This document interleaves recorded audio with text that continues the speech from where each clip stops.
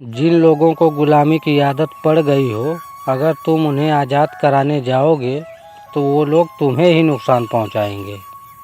ज़रूर इस देश की आत्मा में गुलाम रहने की कुछ कला छिपी हुई है।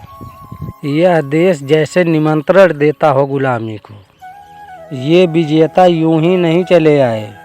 जैसे अनजाने में हमने आमंत्रण भेजा था इनको कि आओ। शायद हमें भी पता ना हो कि हमने आमंत्रण कब भेजा, मगर दूर दूर से विजेता आते रहे तो ज़रूर हमारे अंदर कुछ बात होगी, हमारे देश में कुछ बात होगी।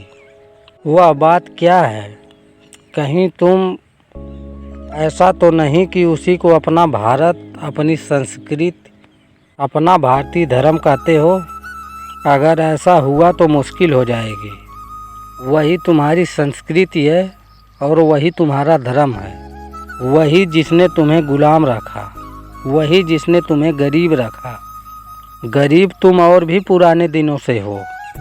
गुलामी तो बाद में आई, गरीबी तो सनातन है। भारत एक ही सनातन धर्म को जानता है और वो है गरीबी।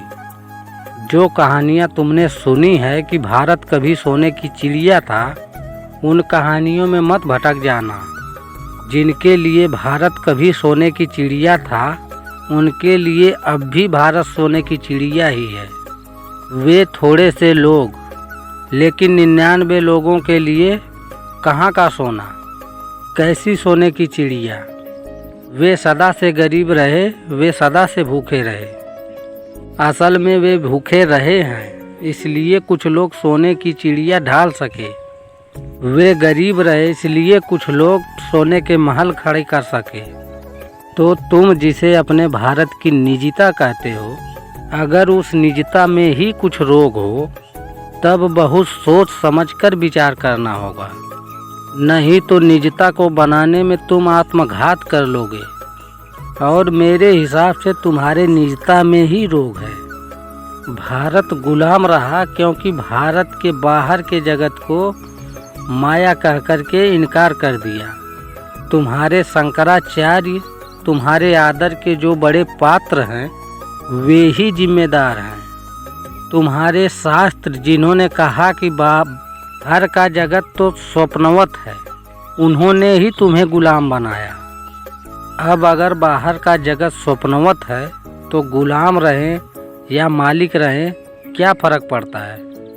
रात सपने में गरीब रहे या अमीर रहे, सुबह होते ही सब खो जाता है। रात के सपनों का मूल्य ही क्या है?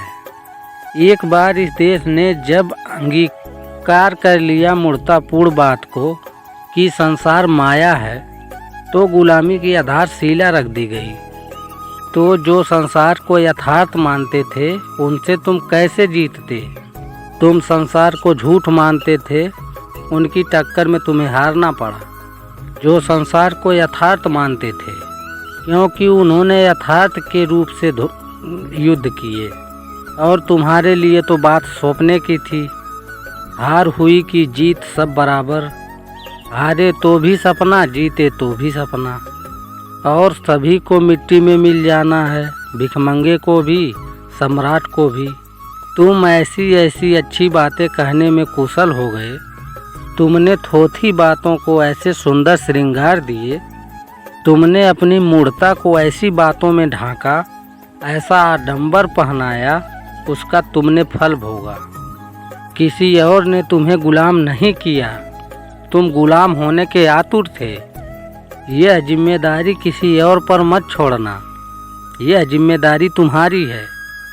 और जब तक यह देश जगत को यथार्थ नहीं मानेगा, तब तक इस देश में सौभाग्य का उदय नहीं हो सकेगा। क्योंकि जो यथार्थ ही ना हो जगत, तो विज्ञान कैसे जन्मेगा? और विज्ञान शक्ति है, सपनों का तो क्या विज्ञान बनेगा? कैसी भौतिकी, कैसा रसायन ज्ञान, कैसा गणित? सपनों का तो कोई अस्तित्व ही नहीं है। तो तुम कैसे न्यूटन पैदा करोगे, कैसे एडिसन पैदा करोगे, कैसे आइंस्टीन पैदा करोगे, कैसे रदरफोर्ड पैदा करोगे? अगर जगत माया है तो इन सब की कोई ज़रूरत नहीं। तुम पैदा करोगे कहीं मुक्तानंद, कहीं अखंडानंद, भोंदुओं की एक जमात, जो उन्हीं बातों को तोतों की तरह तुम्हें दोहराते रहें और तुम्हारी खोपड़ी में वही गोबर भरते रहें सदियों पुराना, और तुम्हें गौमूत्र पिलाते रहें, क्योंकि यह तो पंचामृत है। गोबर मिला लो, गौमूत्र, दूध, घी, दही सबको मिलाकर घटक लो, यह पंचामृत हो जाता है। ऐसा समझो हार जीत में कुछ सार नहीं, धन ही यथार्थ है। जब धन यथार्थ है तो पैदा कैसे करोगे? यथार्थ को कोई पैदा करने में लगता है? तुम्हारी गुलामी के बीज शंकराचार्य के इस वाक्य में है, ब्रह्म सत्य जग मिथ्या। यह तुम्हारी गुलामी का बीज मंत्र है। जगत मिथ्या है, ब्रह्म सत्य है। तो स्वभावतः जो मिथ्या है उसमें क्या छीना झपटी करनी, जो है ही नहीं उसके लिए क्या लड़ना। आए सिकंदर, आए नादिर शाह, आए चंगेज खां, क्या पड़ी हमें, सपनों को लूट कर ले जाएं। पागल हैं, अज्ञानी हैं। हम तो ज्ञानी अपनी धुनी रमाए बैठे रहेंगे, हम तो अपनी मस्ती में रहेंगे। कोई कुछ भी लूट के ले जाए, हमें क्या फ़र्क पड़ता है।